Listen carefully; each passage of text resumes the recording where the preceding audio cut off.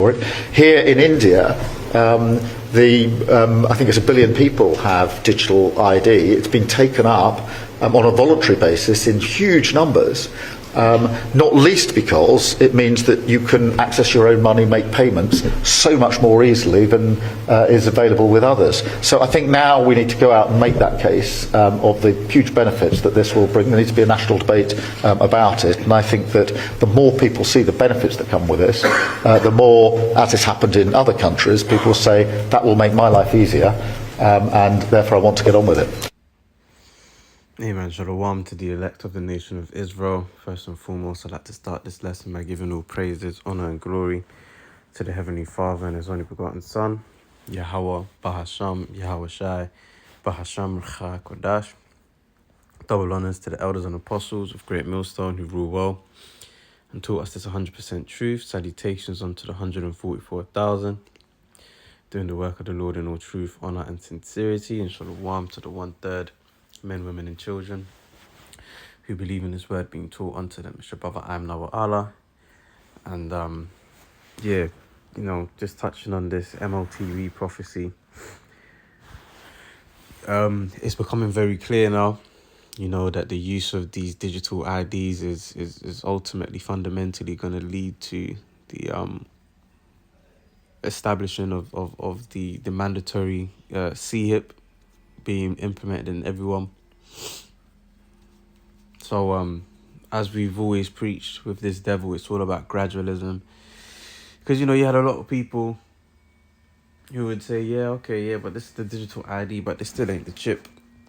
But now we're starting to see how it's very easily going to be led in the direction of the chip, because as you can see here, the Prime Minister of the UK, Keir Starmer, suggesting that digital IDs may be needed to access personal money. So it's like, if you deny this system, you say, nah, I'm not with it, whatever, then you're not going to be able to access your money, meaning that you're not going to be able to buy or sell. And then, of course, they're going to take it a step further, because they're going to say, well, your phone can die, your phone can get stolen. Because remember, that's another issue that we have here in the UK. We've got these phone thieves going around in these bikes and are stealing people's phones and stuff. So then it's like, if your money is digital, but then you have the threat of phone thieves and your phone gets stolen, then how can you make payments if you no longer have your phone? So then it's like, well, if we put this technology inside you, your hand or your forehead, then that no longer becomes a factor that you have to worry about, because that's now been mitigated by the fact that this device is within you. Do you see what I mean? So it's very crafty, man. But let's get some precepts. Don't want to make this too long, because it's straight into the point and it's being made plain upon tables, man. So Job 5:12 says, he disappointeth the devices of the crafty, so that their hands cannot perform their enterprise. So the Most High is only gonna he's only gonna allow them to succeed so far. He's only gonna allow it to come to fruition to a certain point. But when you go to Job 14:5, it tells you how he disappointeth. No, not how he have set bounds that he could not pass. Okay, so 13 says, he taketh the wise in their own craftiness, and the counsel of the froward is carried headlong. So ultimately, he's gonna do away with this wicked counsel. He's gonna destroy their wicked plots and their schemes. But for a long time, for a while, it's gonna seem that Esau has got the upper hand, which from the outside looking in, it does look that way. But remembering again, he's got bounds that he cannot pass, man. All right, but it's beautiful because this is biblical prophecy coming to pass, and I can only imagine what people are thinking, because there's people that have heard from us that me personally, when I was a bit more rash with my mouth,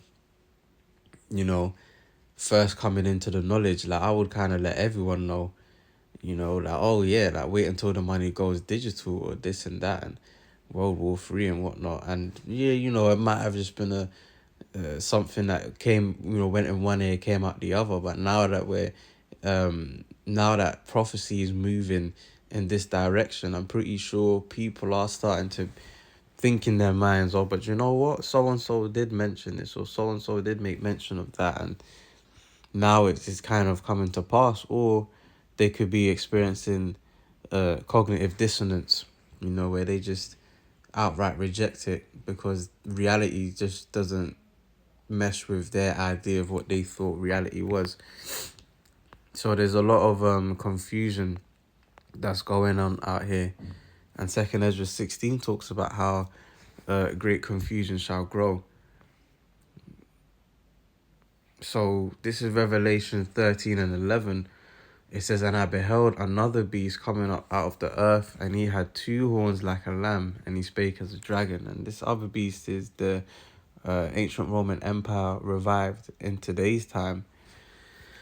And he had 2 horns like a lamb, because in the ancient Roman Empire you had the bipartisan system.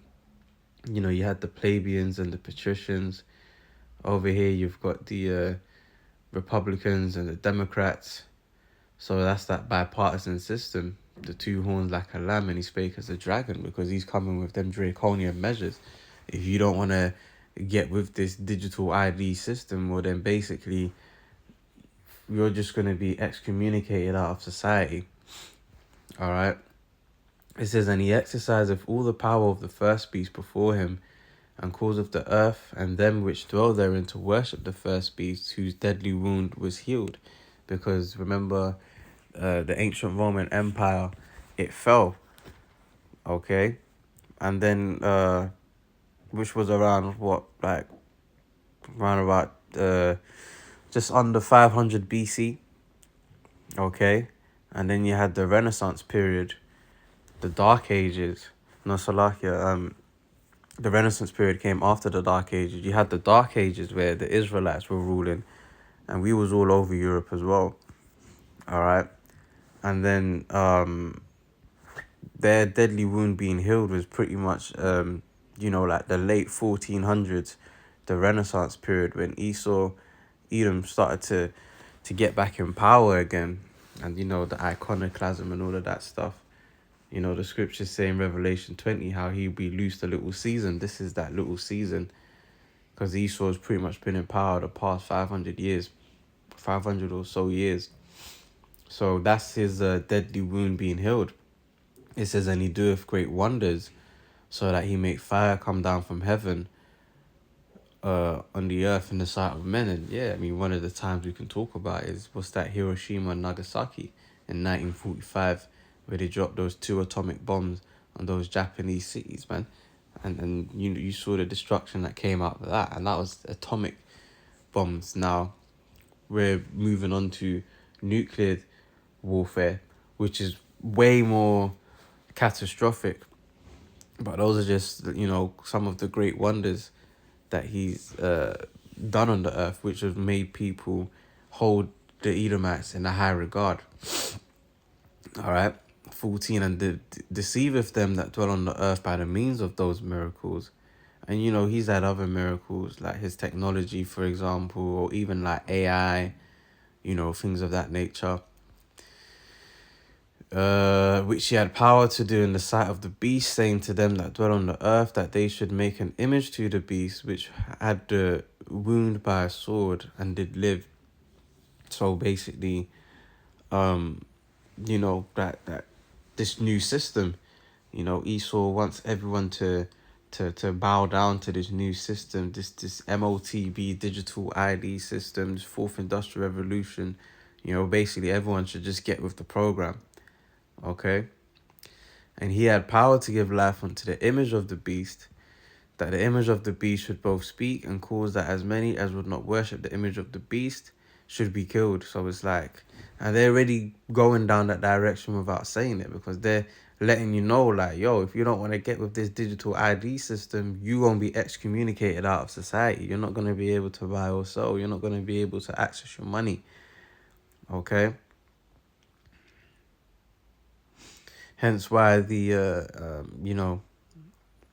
some of the elect will have to, Lord willing, we be of the elect. We may have to lose our lives for this truth, because the elect ain't gonna worship the image of the beast, because the elect they know Revelation 14:9, which we'll get in a minute. So it says, and he calls of all, both small and great, rich and poor, free and bond, to receive a mark in their right hand or in their foreheads, and that no man might buy or sell save he that had the mark, or the number, or the name of the beast, or the number of his name. Here is wisdom. Let him that have understanding count the number of the beast, for it is the number of a man, and his number is 666.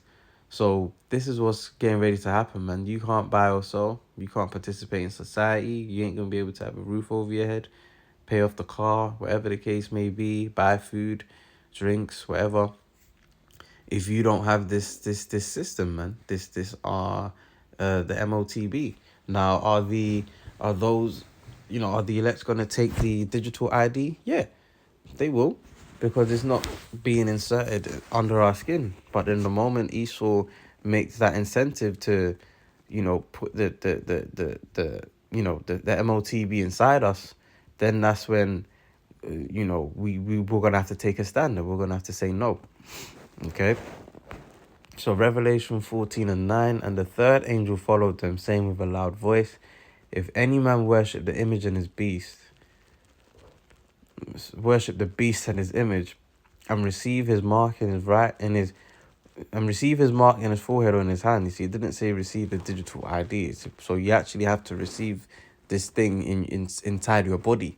The digital ID is not required inside of our body, so therefore we can take the digital ID. It's the MOTB that's being inserted underneath the skin that we could not take. Verse 10, the same shall drink of the wine of the wrath of the Most High, which is poured out without mixture into the cup of his indignation, and he shall be tormented with fire and brimstone in the presence of the holy angels and in the presence of the Lamb. So the holy angels in Yahushua. So this is why we're not to take the MOTB, or yes, we're not to take the MOTB, man, because ultimately it's going to lead to death and destruction. But we can see very clearly that this is the direction in which they're taking things, and the vision is yet for an appointed time, and at the end it shall speak, and it's speaking loud and clear, man. So I'm gonna play the video one more time, and I'm gonna close out the video. Here in India, I think it's 1 billion people have digital ID. It's been taken up on a voluntary basis in huge numbers, not least because it means that you can access your own money, make payments so much more easily than is available with others. So I think now we need to go out and make that case of the huge benefits that this will bring. There needs to be a national debate about it, and I think that the more people see the benefits that come with this, the more, as has happened in other countries, people say that will make my life easier, and therefore I want to get on with it. So there you have it, man. So Lord willing, this lesson was edifying. Until next time, I say shalom.